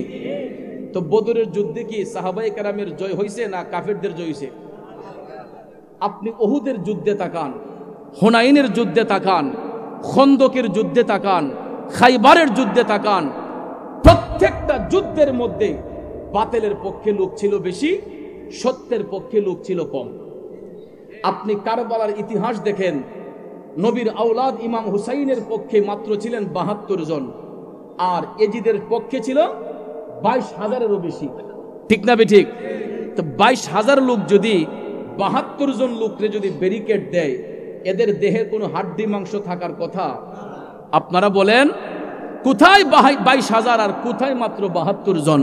তবে একটা কথা মনে রাখবেন, সত্যের পক্ষে লোক যদি কমও থাকে, বাতিলের পক্ষে লোক যদি বেশিও থাকে, আমার আল্লাহ জয়দান করবে সত্যের মধ্যে। কথা কোন ঠিক কিনা? মদিনাওয়ালার প্রেমিকদেরই জয় হবে। তো বন্ধুরা আমার, বাবাজিরা আমার, ইয়ারমুকের যুদ্ধ যখন সংগঠিত হয়েছিল, আমার নবীর পক্ষে এই যুদ্ধে অংশগ্রহণ করেছিলেন নবীর একজন সাহাবী, ওনার নাম হচ্ছে হযরতে খালিদ বিন ওয়ালিদ রাদিয়াল্লাহু তাআলা আনহু। সুবহানাল্লাহ কোন। ওনার একটা উপাধি হলো সাইফুল্লাহ, আল্লাহর তরবারি। কি? আল্লাহর তরবারি। সাইফ মানে তরবারি, সাইফুল্লাহ আল্লাহর তরবারি। ওনাকে বলা হতো আল্লাহর তরবারি। কেন জানেন? উনি যখন কোনো জিহাদের ময়দানে অংশগ্রহণ করতেন, খালিদ বিন ওয়ালিদের মাথার মধ্যে একটা টুপি পরিধান করতেন। সুবহানাল্লাহ বলেন। আর এই টুপিটা যখন খালিদ বিন ওয়ালিদের মাথার মধ্যে দিতেন, তখন ওনার চেহারাটা নূরে ঝলঝল করত। আর টুপিটা যদি মাথায় না থাকতো, ওনার চেহারাটা মলিন হয়ে যাইত। খালিদ বিন ওয়ালিদ বললেন যে এই টুপি যদি আমার মাথার মধ্যে না থাকে, বিন্দু মাত্র শক্তি আমার মাঝে থাকে না। আল্লাহু আকবার কোন। বাবাজিরা আমার, খুব মনোযোগ। কেন আমরা নবীর প্রেমে পাগল হই, কেন আমরা নবীর পক্ষে থাকতে চাই? খালিদ বিন ওয়ালিদ রাদিয়াল্লাহু তাআলা আনহু আমার নবীর পক্ষে জীবন দিতে প্রস্তুত ছিলেন। যখন ইয়ারমুকের যুদ্ধ হবে, ইয়ারমুকের যুদ্ধের ময়দানে খালিদ বিন ওয়ালিদ অংশগ্রহণ করলেন। যুদ্ধের ময়দান যখন উত্তপ্ত হইয়া গেছে গো, এমন সময় দেখা যায় কাফেররা নবীর সৈনিকদের উপর হামলা চালাচ্ছে। যুদ্ধের ময়দান উত্তপ্ত, এমন সময় খালিদ বিন ওয়ালিদকে বলা হলো, ও সাইফুল্লাহ, হে আল্লাহর তরবারি, তুমি তাড়াতাড়ি ময়দানে প্রস্তুত হইয়া যাও। খালিদ বিন ওয়ালিদ তিনি সঙ্গে সঙ্গে টুপিটা মাথার মধ্যে দিলেন। টুপিটা মাথার মধ্যে দিয়া খালিদ বিন ওয়ালিদ জিহাদের ময়দানে গেলেন, ইয়ারমুকের ময়দানে। তরবারি যখন তিনি হাতের মধ্যে নিয়ে দাঁড়াইয়া গেছে গো, এই তরবারির সামনে যেই ব্যক্তি পড়ত, কচুর মতো কর্তন হইয়া যাইত। তরবারির সামনে যে পড়ত, কচুর মতো কর্তন হইয়া যাইত। দেখা যায় অনেকক্ষণ যুদ্ধ সংগঠিত হয়েছে। যুদ্ধের ময়দানে খালিদ বিন ওয়ালিদ তরবারিটা ঘুরাইতে ঘুরাইতে হঠাৎ করে দেখা যায় বাতিলদের পক্ষ থেকে যখন একটা তরবারি আসছে, একটা তীরের আঘাত যখন আসছে, এটা খালিদ বিন ওয়ালিদের মাথা বরাবর লক্ষ্য করে এসেছিল। মাথা বরাবর লক্ষ্য করে আসার ফলে ভাগ্যক্রমে আমার আল্লাহর কুদরতি ইশারায় দেখা যায় খালিদ বিন ওয়ালিদের মাথার মধ্যে আঘাত না লাইগা টুপির মধ্যে তীরটা ঢুইকা এই টুপিটাকে মাথা থেকে ফেলে দিয়েছে। টুপি যখন মাথা থেকে পড়ে গিয়েছে, খালিদ বিন ওয়ালিদ তিনি যুদ্ধ বাদ দিয়া দিলেন। হাতের তরবারি ছেড়ে তিনি বলতেছেন, আমার টুপি গেল কই, আমার টুপি গেল কই। তিনি টুপি খুঁজতে ব্যস্ত হয়ে গেলেন। ওইদিকে কাফেররা চতুর্দিকে হামলা চালাচ্ছে। এমন সময় নবীর পক্ষের সৈনিকরা বলেন, ও বন্ধু খালিদ, আপনি তাড়াতাড়ি তরবারি হাতে নেন, না হলে আমরা বাঁচব না। কিন্তু কারো কথার মধ্যে খালিদ বিন ওয়ালিদ সাড়া দেন না। তিনি অটোমেটিক, তিনি টুপির ধ্যানেই মগ্ন, তিনি টুপি খুঁজতেছেন, কারো কথার মধ্যে সাড়া দেন না। তাইলে বোঝা গেল এই টুপির মধ্যে নিশ্চয়ই কোনো না কোনো আছে, ঠিক না বেঠিক? খালিদ বিন ওয়ালিদ তিনি টুপি খুঁজতে ব্যস্ত হয়ে গেলেন, কারো কথার মধ্যে সাড়া দেন না। অনেক কন্দবত টুপি খুঁজতে খুঁজতে খুঁজতে গো খালিদ বিন ওয়ালিদ টুপিটা পুনরায় খুঁজে পাইলেন। আল্লাহু আকবার। টুপিটা যখন তিনি খুঁজে পাইলেন, তখন খালিদ বিন ওয়ালিদের চেহারার মধ্যে আবার উজ্জ্বলতা ভাব আসলো। যখন পুনরায় তিনি আবার টুপিটা মাথার মধ্যে দিলেন, দেখা যায় ওনার পুরাটা চেহারা আবার নূরান্বিত হয়ে গেছে। আবার খালিদ বিন ওয়ালিদ তরবারি হাতের মধ্যে নিয়ে গো তিনি ইয়ারমুকের যুদ্ধে বিজয় অর্জন করেছেন। জিহাদ করে দেখা যায় প্রত্যেকটা কাফেরদেরকে তিনি কতল করতে সক্ষম হইয়া ইয়ারমুকের যুদ্ধে মুসলমানদের পক্ষে একটা বিশাল বড় জয় আসলো। হযরতে খালিদ বিন ওয়ালিদ যুদ্ধে জয়লাভ করার পরে সবাই যখন একত্রিত হইল, তখন ডাক দিয়া কই, বন্ধু খালিদ, আমরা আপনার কাছে একটা জিনিস জানতে চাই। আমরা লক্ষ্য করেছি আপনার মাথার মধ্যে যখন এই টুপিটা থাকে, আপনার চেহারাটা উজ্জ্বল হয়ে যায়। আর এই টুপি যদি আপনার মাথার মধ্যে না থাকে, আমরা লক্ষ্য করেছি আপনার চেহারাটা মলিন হয়ে যায়। খালিদ বিন ওয়ালিদ ডাক দিয়া কয়, বন্ধুরা, ও আমার সহপাঠীরা, শোনো, আমি খালিদের তো কোনো বাহাদুরি নাই, আমার মধ্যে ছোট্ট বাচ্চার একটা শক্তিও নাই, আমার সমস্ত বাহাদুরি হইল এই টুপির মধ্যে। সবাই জানতে চাইলেন, বন্ধু খালিদ, আমাদেরকে একটু বলেন কি আছে এই টুপির মধ্যে, এই টুপির মধ্যে এমন কি হাকিকত রয়েছে, আমাদেরকে বলেন। খালিদ বিন ওয়ালিদ বলতেছেন, তাইলে শুনেন, আমি এই টুপি নিয়ে এই কারণে বাহাদুরি করি, আমি আমার মদিনার কামলিওয়ালা নবীর গোলামিতে মাশগুল ছিলাম। আমার মদিনার কামলিওয়ালা নবী, মায়ার নবী, দয়ার নবীর গোলামিতে যখন মাশগুল হলাম, রাহমাতাল লিল আলামিন নবী আমাদেরকে সাথে নিয়া পবিত্র মক্কাতুল মুকাররমার মধ্যে উমরা হজ পালন করতে গেলেন। কি হজ? পবিত্র উমরা হজ পালন করতে গেলেন। খালিদ বিন ওয়ালিদ বললেন, দয়াল নবী যখন বাইতুল্লাহ শরীফ তাওয়াফ করতেছেন, আমরা নবীজির পিছন পিছন আমরাও তাওয়াফ করলাম, কিন্তু কখনো আমরা নবীজির কদম মোবারকের মধ্যে পাও রাখি নাই। রাসূল যেই দিকে হাঁটতেন আমরা নবীজির কদম মোবারকে আমরা পাও রাখতাম না। আমরা সব সময় একটু আড়ালে গিয়া একটু ফাঁস কাটি অন্য দিকে হাঁটতাম, কারণ আমার দয়াল নবী যেই দিকে হাঁটতেন নবীজির পাও মুবারকের চিহ্ন যেখানে পড়তো সাহাবায়ে কেরাম সেখানে কদম রাখতেন না। আদব কারে কয় চিন্তা করেন, সুবহানাল্লাহ কোন। এই জন্য কবি কয়, ওরে যাহার দনে হইলাম ধনী, যাহার গুণে হইলাম গুণী, যাহার মানে হইলাম মানি, প্রাণে বিশ্বাস রয় আমার, মুর্শিদ আমার রং মহলে আগ ধুয়ারে পাহারাদার, তাই তো আমি শুইয়া থাকি সংবাদ লই না দুনিয়ার। কারণ যাদের পাশে নবী আছে তাদের আবার চিন্তা কিসের, ঠিক না বে ঠিক? নবী যাদের সঙ্গে থাকে গো তাদের তো কোনো চিন্তা নাই। খালিদ বিন ওয়ালিদ বলতেছেন, আমি নবীজির সঙ্গে উমরা হজে ছিলাম, দয়াল নবী বাইতুল্লাহ শরীফ তাওয়াফ করলেন। বাইতুল্লাহ শরীফ তাওয়াফ করার পরে মদিনার কামলিওয়ালা নবী সাফা মারওয়া সাই করলেন। সাফা মারওয়া সাই করার পরে গো আমার মদিনার কামলিওয়ালা নবী যখন মাথা মুবারক মুন্ডন করতে গেলেন, কি মুবারক? উমরা হজ করে এখন পর্যন্ত আমরা মাথা মুন্ডন করি কি করি না? তবে মাথা মুন্ডন করা উত্তম। অনেকে একাধিক উমরা করার ফলে 3 পাশ দিয়ে চুল সেটে নেয়, এটা ফুকাহায়ে কেরাম ইস্তেহাদ করে। পরবর্তী যুগে আইম্মায়ে মুজতাহিদগণ এবং ফুকাহায়ে কেরাম এটা ইস্তেহাদ করে, তারা এটা সিদ্ধান্ত দিয়েছেন যে যারা অনেকের মাথার মধ্যে চর্মরোগ থাকে, অ্যালার্জি রোগ থাকে, একাধিক ব্লেড যখন মাথার মধ্যে চাষ দেওয়া হয় অনেকের মাথার মধ্যে অ্যালার্জি রোগ দেখা দেয়। এই জন্য একাধিক উমরা যারা করে তারা চুল সেটে নেয়। একাধিক উমরা করার ফলে 3 পাশে চুল ছাইটা নেয়, এটাও উমরা আদায় হবে। কিন্তু সর্বোত্তম হলো মাথা মুন্ডন করা। কারণ আমরা বাংলাদেশ থেকে অন্তত যারা যাই, আমরা জীবনে 1 বার 2 বার কেউ বহুবার যায়, কিন্তু ভাইয়ের আমার নিয়ম হলো উমরা করে সাথে সাথে মাথা মুন্ডন করবেন, এটা নবীর সুন্নত। সুবহানাল্লাহ কোন। আমার দয়াল নবীজি পবিত্র উমরা হজ পালন করার পরে যখন মাথা মুবারক মুন্ডন করতে গেলেন, খালিদ বিন ওয়ালিদ বললেন, আমরা যতজন নবীর উম্মতরা সাথে ছিলাম আমরা সবাই মিলে গায়ের রুমালগুলা বিছাইয়া দিলাম, যাতে করে আমার দয়াল নবীর একটা চুল মুবারক জমিনের মধ্যে না পড়ে। আহ কি তাজিম রে! আমার নবীর একটা চুল মুবারক যাতে জমিনে না পড়ে, সাহাবায়ে কেরাম প্রত্যেকেই নিজের গায়ের রুমালগুলা বিছাইয়া দিলেন। সুবহানাল্লাহ বলেন। নবী নবী করে আর কত আমি কাঁদবো, নবীর চরণেতে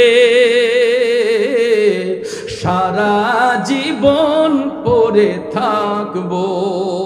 ঠিক কিনা বলুন? আমরা নবীর কদম মুবারকে থাকতে চাই কি চাই না?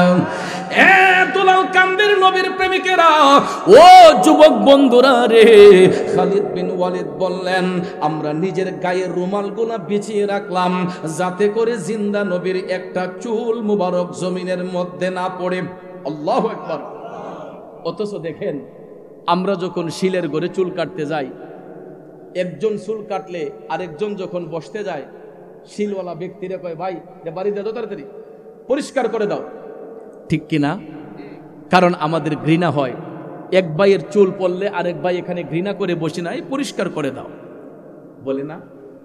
2টা-3টা মাথার চুল যখন কাটা হয়, দোকানে চুল জমে যায়, তখন দেখবেন শিল ব্যক্তি ঝাড়ু দিয়া এগুলাকে উঠাইয়া আপনার বেলচাতে নিয়ে দেখবেন ডাস্টবিনের মধ্যে ফেলে দেয়।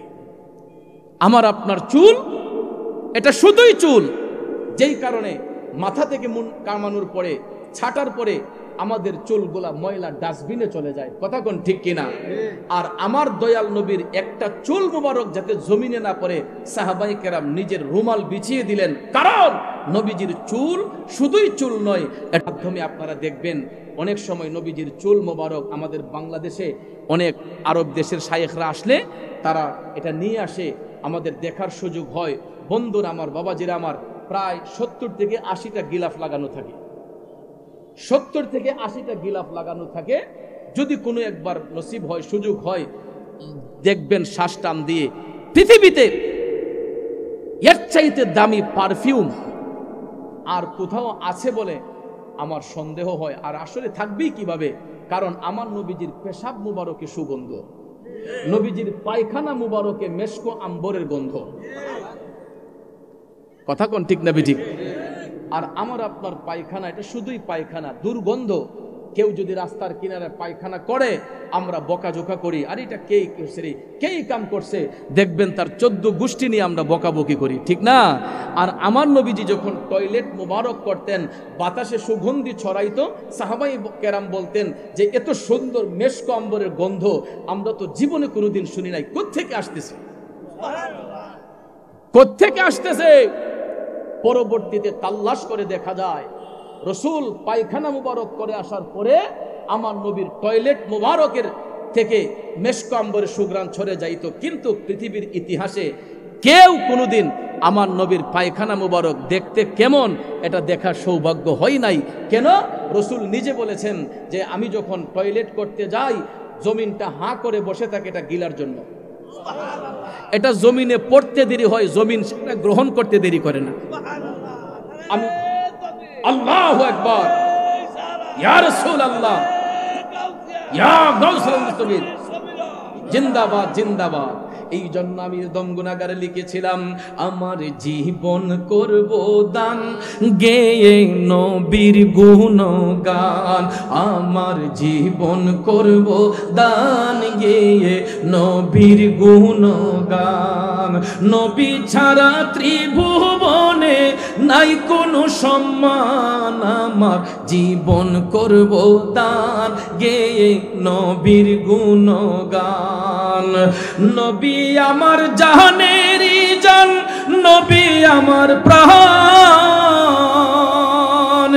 নবীর কাছে পাবো মোরা খোদাই সন্ধান, যদি ঠিক রাখো ঈমান পাবে জান্নাতের বাগান, যদি ঠিক রাখো ঈমান পাবে জান্নাতের বাগান। আমার জীবন করব দান গেয়ে নবীর গুণগান, কথা বলেন ঠিক কিনা বন্ধু? আমার নবীর পায়খানা মুবারক জমিনে পড়ার সাথে সাথে জমিন সেটা গিলে ফেলতো, ঠিক না ঠিক? পৃথিবীতে কেউ কখনো দেখা সম্ভব হয় নাই। সাহাবায়ে কেরাম অনেক চেষ্টা করেছিলেন সেটা দেখার জন্য, কিন্তু দেখতে না পেরে সমস্ত সাহাবায়ে কেরাম আম্মাজান আয়েশা সিদ্দিকা রাদিয়াল্লাহু তাআলা আনহার হুজরা শরীফে গিয়ে তারা আবদার করেছিলেন, ওগো উম্মুল মুমিনিন, আমরা তো নবীজির সেই পায়খানা মুবারক থেকে মেশকো আম্বরের ঘ্রাণ পাই, কিন্তু সেটা দেখা সম্ভব হয় না। আপনি তো নবীজির একান্ত কাছে থাকেন, এটা একমাত্র আপনার পক্ষেই দেখা সম্ভব হবে। আম্মাজান আয়েশা সিদ্দিকা রাদিয়াল্লাহু তাআলা আনহা বললেন, আমি চেষ্টা করব, আপনাদের এই আবদারটুকু আমি পুরা করার চেষ্টা করব। তাৎক্ষণিকভাবে সাহাবায়ে কেরাম যখন চলে গেলেন আমার নবী হুজরা শরীফে, আপনারা বলুন দয়াল নবী কি শুধু সামনে দেখেন না পিছনেও দেখেন? আমার নবী সামনে যতটুক দেখেন পিছনে ততটুক দেখেন, ডাইনে যতটুক দেখেন বামে ততটুক দেখেন, উপরে যতটুক দেখেন নিচে ততটুক দেখেন। মোট কথা আল্লাহর সৃষ্টি জগতের মধ্যে এই কুল কায়নাতে যা কিছু সৃষ্টি করা হয়েছে আমার আল্লাহ পাক দেখেন কুদরতের নজরে, আর আমার নবী কামলিওয়ালা দেখেন রহমতের নজরে। কথা বলেন ঠিক না বে ঠিক? আল্লাহ দেখেন কুদরতের নজরে, আমার নবী দেখেন রহমতের নজরে। এই জন্য ভাইয়ার আমার রসুলের চোখ মুবারকে কোনো কিছু আড়াল থাকে না, কথা কোন ঠিক কি নাম? দয়াল নবী আমার হুজরা শরীফে অবস্থান করছেন, আম্মাজান আয়েশা সিদ্দিকা প্রিপারেশন নিচ্ছেন। হঠাৎ করে দেখা যায় আমার মদিনার কামলিওয়ালা নবী, মায়ার নবী, দয়ার নবী হাজত মুবারক করার জন্য খেজুর পাতার বেষ্টনী দেওয়া টয়লেট মুবারক, সুবহানাল্লাহ, খেজুর পাতার বেষ্টনী দেওয়া টয়লেট মুবারকে রাসূল গেলেন হাজত মুবারক করার জন্য। আম্মাজান আয়েশা সিদ্দিকা রাদিয়াল্লাহু তাআলা আনহা যখন দেখলেন হুজরা শরীফে নবী নাই, তখন তিনি লক্ষ্য করে দেখলেন নবী টয়লেট মুবারকে গিয়েছেন। আম্মাজান আয়েশা সিদ্দিকা একটা কৌশল অবলম্বন কইরা তিনি আমার নবীর একটু আড়ালে গিয়া দাঁড়ালেন। আম্মাজান আয়েশা সিদ্দিকা রাদিয়াল্লাহু তাআলা আনহার সিদ্ধান্ত হলো যে একদিকে রাসূল বের হবেন, সাথে সাথে আমি গিয়ে ঢুকে যাব, তাইলে তো দেখতে পাবো। রাসূল বের হবেন আর আমি ঢুকে যাব, সুবহানাল্লাহ। তারপরও রাসূলের টয়লেট মুবারকটা কেমন তিনি দেখবেন, সাহাবায়ে কেরামকে আশ্বস্ত করেছিলেন। ভাইয়ারা আমার, ঠিক সেই রকম ভাবেই আমার রাসূল বের হলেন, সঙ্গে সঙ্গে আম্মাজান আয়েশা সিদ্দিকা ঢুকলেন। ঢুকার পরে তাকাইয়া দেখেন আমার নবীর পায়খানা মুবারকের কোনো চিহ্নই নাই। কয়েক সেকেন্ডের বিষয়, দেখা যায় চিহ্নই নাই, কিন্তু একটা চিহ্ন পাইলেন, যেখানে নবীজির টয়লেট মোবারক পড়েছিল এই জায়গার বালিগুলা একটু ভিজা দেখা যায়। তখন তিনি এই ভিজা বালিগুলা হাতে নেওয়ার পরে আম্মাজান আয়েশা সিদ্দিকা তিনি বলেছেন যে আমার জীবনে আমি কোনোদিন এত সুন্দর খুশবু পাই নাই। আমার নবীর পায়খানা মুবারক করার পরে এই ভিজা বালি থেকে আমি যে ঘ্রাণ পেয়েছি, পৃথিবীতে এত সুন্দর ঘ্রাণ আমি আর কখনো শুনি নাই, সুবহানাল্লাহ। কোন হুজরা শরীফের ভিতরে আসলেন, আমার নবীর কদম মুবারকে আসলেন। খারাপ লাগতেছে, কষ্ট হইতেছে? আব্বাজির আমার মনোযোগ, হে যুবক বন্ধুরা, দেখো আমরা কেমন নবীর উম্মত। আম্মাজান আয়েশা সিদ্দিকা রাদিয়াল্লাহু তাআলা আনহা আমার নবীর হুজরা মুবারকের মধ্যে নবীর কদম মুবারকে আয়েশা দাঁড়ায় আছেন। দয়াল নবী মুস্কি মুস্কি হাসতেছেন। আমার নবী মুস্কি হাসতেছেন, কারণ নবী উম্মতের মনের খবর জানে কি জানে না? আরো জোরে কোন, জানে কি জানে না? এ নবীর প্রেমিকেরা, আম্মাজান আয়েশা সিদ্দিকা রাদিয়াল্লাহু তাআলা আনহা ডাক দিয়া বলতেছেন, আসসালাতু ওয়াসসালামু আলাইকা ইয়া রাসূলুল্লাহ। নবী গো, আমাদের দেশের স্ত্রীরা তো স্বামীরে গিয়া অমুকের বাপ, ওগো স্বামী এরকম বলে ডাকে, কথা কোন ঠিক না? আমার নবীর 11 জন বিবি ছিলেন যারা মুমিনদের মা, উম্মুল মুমিনিন। 11 জন বিবির মধ্য হতে কেউ কোনোদিন আল্লাহ রসুলকে স্বামী বলে ডাকেন নাই।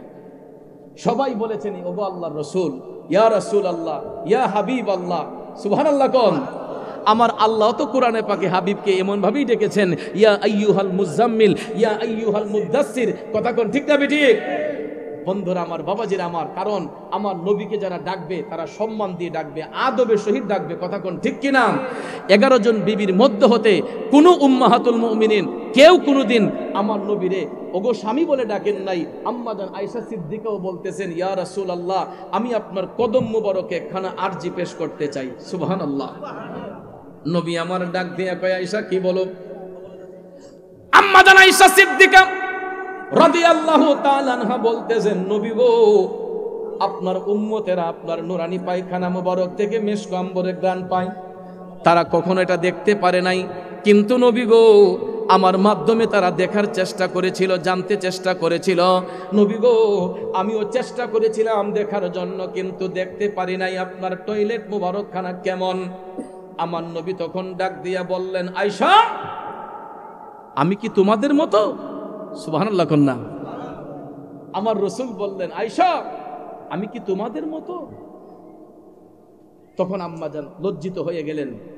আচ্ছা বলেন, আমার রাসূলের সঙ্গে সৃষ্টির কোনো বস্তুর তুলনা আছে? আমার দয়াল নবী হচ্ছেন বেনজির বেমেসাল, কথা কোন ঠিক কিনা? যার সঙ্গে সৃষ্টির কোনো বস্তুর তুলনা হইতে পারে। দয়াল নবী বলেছেন, আমি কি তোমাদের মতো? আম্মাজান আয়েশা সিদ্দিকা লজ্জিত হয়ে গেলেন। তখন আমার নবী ডাক দিয়ে বললেন, আয়েশা রে, আমি রাসূল যখন পায়খানা করতে যাই, এটা জমিনের মধ্যে পড়তে দেরি হয়, জমিন সেটা গিলার জন্য প্রস্তুত থাকে, হা করে বসে থাকে। এটা পড়তে দেরি হয়, জমিন সেটা গিলতে দেরি করে না। এই হাদিস শরীফ রিসার্চ করে এটার হাসিয়ার মধ্যে পড়লে আপনারা পাবেন যে আজকে যে মাটির মধ্যে আমরা ফসল উৎপাদন করি, দেখবেন হরেক রকমের গাছ, ঠিক না বেঠিক?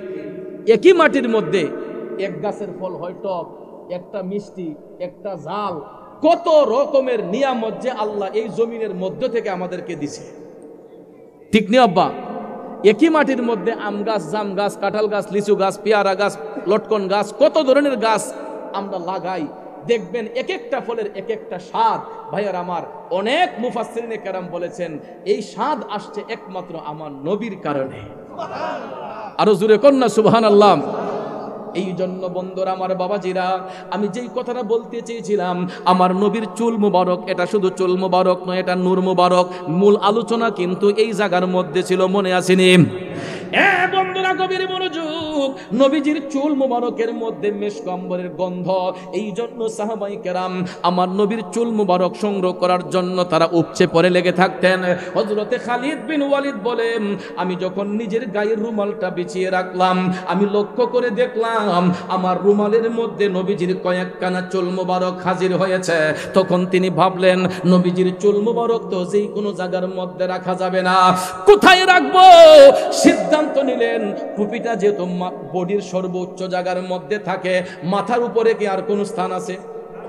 মাথার মধ্যে টুপি থাকে, এই টুপির মধ্যে যদি যত্ন কইরা আমার নবীর চুল মুবারক সেলাই করে বেঁধে রাখি, এই জায়গার মধ্যেই যত্নের সহিত থাকবে। বন্ধু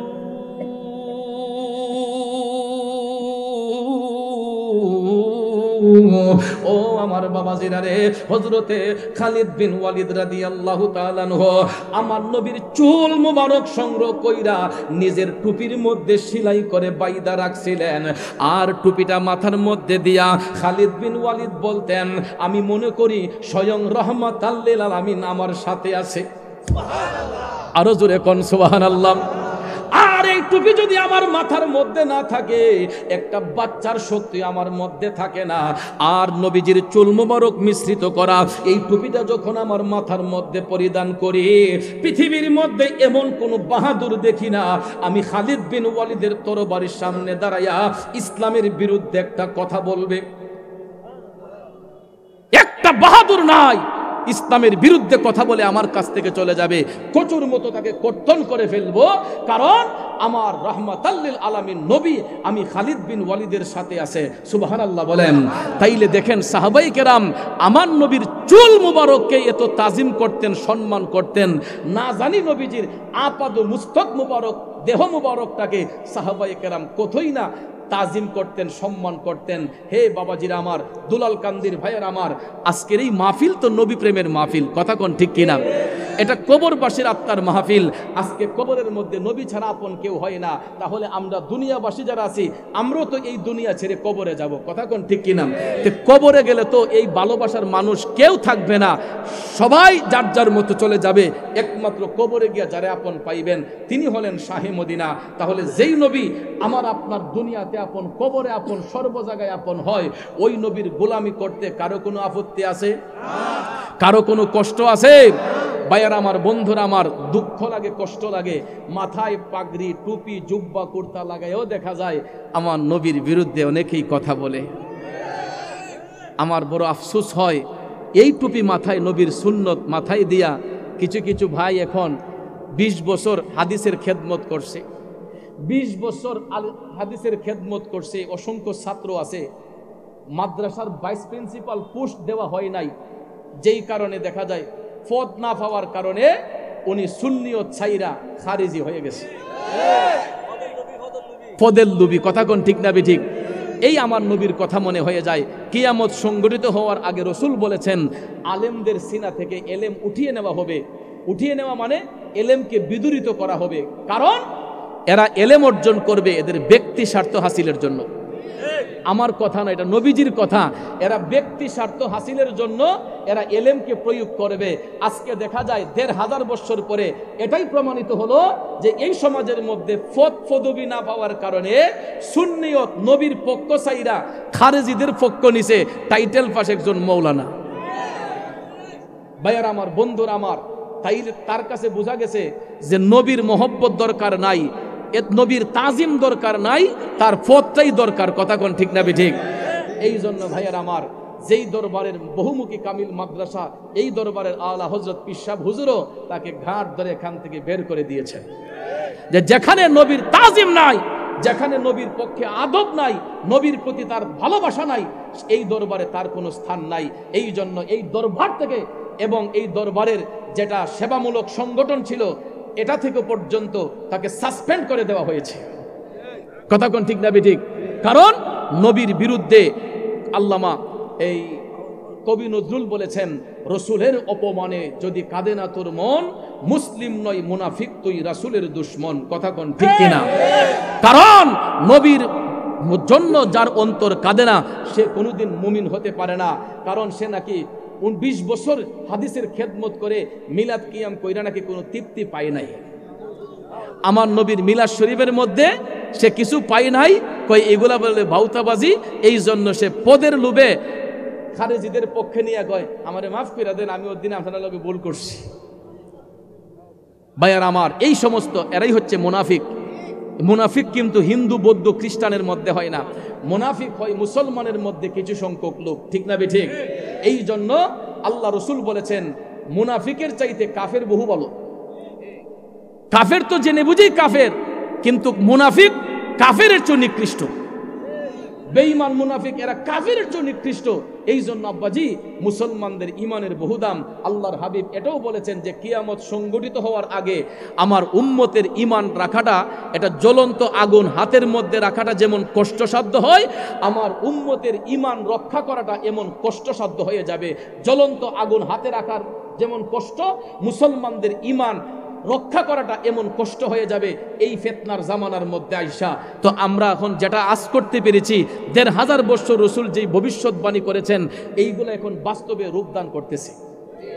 এইগুলো এখন আমরা অক্ষরে অক্ষরে মিল পাইতেছি, কারণ আমার রসুল গায়েবের খবর দেনেওয়ালা। এটা তো প্রমাণ হয় আমার রসুল যে গায়েবের খবর দেনেওয়ালা।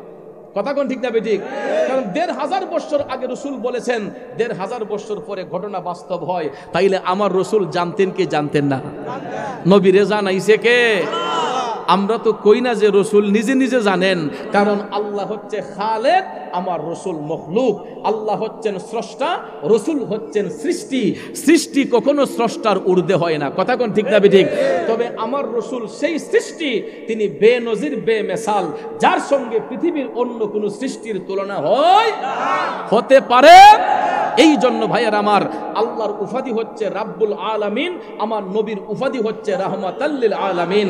আপনারা প্র্যাকটিক্যালি প্রমাণ নেবেন, রাব্বুল আলামিন লিখতে আরবি যতটা অক্ষর লাগে, রাহমাতাল লিল আলামিন লিখতে আরবি ততটা অক্ষর লাগে। আলামের বহু বচন।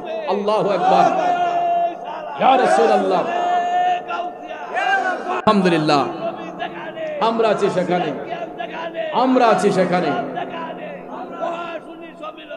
আলহামদুলিল্লাহ। পাগলা দি কঠিন পাগলা, মারহাবা কন্যা। এদিরই বলা হয় মদিনাওয়ালার সৈনিক। আর নবীর সৈনিক হইলে খালি জুব্বা কুর্তা লাগাইলেই সৈনিক নয়। আমার এই সমাজের মধ্যে এমন কিছু তরুণ আছে, সে হাসি মুখে জীবনটা দিয়ে দিবে আমার নবীর জন্য। কিন্তু অনেক দাড়িওয়ালা টুপিওয়ালা আছে, এরা তলে দেখে গাছ কাটে, ইমানকে নষ্ট করে। কিন্তু এদের চাইতে সাধারণ যুবকরা অনেক ভালো, কারণ আমাদের সাধারণ মানুষের ইমান খুব তাজা মজবুত। কথা কোন ঠিক কিনা? তো ভাইয়ার আমার, যেটা বলেছিলাম, আলাম হচ্ছে এক বচন, এর বহু বচন হচ্ছে আলামিন। আলাম দ্বারা একটা জগৎকে বোঝানো হয়, আর আলামিন দ্বারা আল্লাহর কুল কায়নাতকে বোঝানো হয়। আমার রসুল শুধু এই জগতের জন্য রহমত নয়। আল্লাহ কয়, আমার সৃষ্টি জগতে যতটা জগৎ সমূহ রয়েছে, যেখানে আমি আল্লাহ রাব্বুল আলামিন, সেখানে আমার হাবিব হলো রাহমাতাল লিল আলামিন। এই জন্য আল্লাহর উপাধি রাব্বুল আলামিন, নবীর উপাধি রাহমাতাল লিল আলামিন। আল্লাহ হচ্ছেন রাব্বুল আলামিন, রসুল হচ্ছেন রাহমাতাল লিল আলামিন। নামের সাথে নাম মিলাইয়া আপন হাবিবকে ইজ্জত দিয়েছেন কে? আরো জোরে বলেন কে? তাহলে যাকে আল্লাহ ইজ্জত দিয়েছেন, দুনিয়ার মানুষ যদি বদনাম করে, কোনো আপত্তি আছে? আল্লাহ তাআলা বলেন, ওয়ারাফা'না লাকা যিকরাক, ওগো হাবিব, আপনার ইজ্জত, আপনার প্রশংসা আমি আল্লাহ বাড়াইয়া দিছি। দুনিয়ার মানুষ বাড়াইবারও সাধ্য নাই, কমাইবারও সাধ্য নাই। কথা কোন ঠিক কিনা? এই জন্য চট্টগ্রামের কবি লিখেছেন, রসুল আমরা আপনাই না চিনিলে আপনার কে আসে যায়, দোনো জাহান নবীজির নূরে কদমে ঝোকায়, দোনো জাহান নবীজির নূরে কদমে ঝোকায়, আমরা আপনাই না চিনিলে আপনার কে আসে যায়, দোনো জাহান নবীজির নূরে কদমে ঝোকায়। কথা বলেন ঠিক কিনা? তাইলে বাজান আমার নবীর গোলামি আমরা চাই কি চাই না? চাইতেই যদি হয় আব্বারে আমার সময় কম, পায়ে হাত ধরে বলে যাব 5টা ওয়াক্ত নামাজ পড়বেন, 5টা ওয়াক্ত নামাজ পড়বেন, 5টা ওয়াক্ত নামাজ পড়বেন। আহকামে শরীয়তের মধ্যে সর্ব উৎকৃষ্ট ইবাদত হলো নামাজ। এই জন্য ভাইয়ের আমার আল্লাহ তাআলা কোরআনে পাকে 82 বার বলেছেন আকিমুস সালাহ ওয়া আতুজ যাকাত, তোমরা সালাত কায়েম করো এবং যাকাত প্রদান করো। কারণ যাকাতটা এই জন্য দেওয়ার কথা আল্লাহ বলেছেন, সম্পদশালী ব্যক্তি এরা যাদের উপর যাকাত ফরজ হয়েছে তারা যেন কখনো যাকাত দিতে অনীহা প্রকাশ না করে। কারণ যাকাত দিলে পরে গরিব দুঃখী মেহনতি মানুষের তাদের কষ্টের বোঝা হালকা হয়। এই জন্য ধনবানদের সম্পদের মধ্যে এতিম মিসকিনের সম্পদ লুকায়িত থাকে। এই জন্য আল্লাহ তাদের সম্পদটাকে বুঝিয়ে দেওয়ার জন্য বলেছেন আকিমুস সালাহ ওয়া আতুজ যাকাত, সালাত কায়েম করো, যাকাত প্রদান করো। আর সালাত কায়েমটা সবার জন্য, আমরা সবাই নামাজ পড়বো। এখানে কোনো রাজা বাদশা নয়, ধনী গরিব নয়, নিম্নমান থেকে উচ্চবিত্ত পর্যন্ত সবাইকে বলা হয়েছে আকিমুস সালাহ। আর ওয়াতুজ যাকাত, এটার সম্পর্কে রাসূল বলেছেন ধনবান ব্যক্তিরা যাকাত প্রদান করবে, কারণ তাদের সম্পদে এতিম মিসকিনের সম্পদ লুকায়িত রয়েছে। কথা কোন ঠিক কিনা? তো আমরা যেন 5 ওয়াক্ত নামাজ পড়ি, যাদের উপর যাকাত ফরজ হয়েছে আমরা যেন যথা টাইমে যথা নিয়মে যাকাতগুলা যেন প্রদান করি। আর সব সময় দানের হাত প্রসারিত করবেন, মানুষকে দান করবেন, গরিব মানুষকে বিনা হিসেবে দান করবেন। দেখবেন আল্লাহ রাব্বুল আলামিন হাদিস শরীফে রাসূল বলেছেন 3টা আমলের দরজা কোনোদিন বন্ধ হয় না। এর মধ্যে একটাই হলো, সর্বপ্রথমটা হলো সদকায়ে জারিয়া। সদকায়ে জারিয়া আল্লাহর পথে দান, আল্লাহর পথে দান করে এই দানকারী যদি দুনিয়া থেকে চলেও যায় কিয়ামত পর্যন্ত তার এই আমলের দরজা খোলা থাকে, এই আমল অব্যাহত থাকে। এই জন্য আল্লাহর পথে দান করবে।